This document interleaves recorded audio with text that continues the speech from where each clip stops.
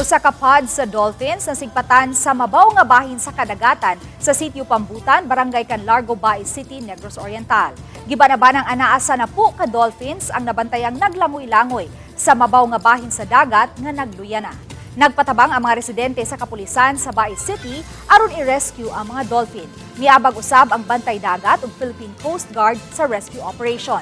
Gipaningkamutan nila nga mada sa mas lawom nga bahin sa dagat ang pod sa mga dolphins. 7 ang malampusong naluwas apan 3 ka mga dolphins yun ang wa na makaabot sa lawom nga bahin sa dagat ug namatay. Matod sa otoridad nga mga hamtong pa ang mga namatay nga dolphins. Usa sa gitumbok nga posibleng hinungdan sa pagka-stranded niini ang kalit nga paglutay sa dagat. Sa video makita ang mga bunog sa lawas sa patay nga dolphins.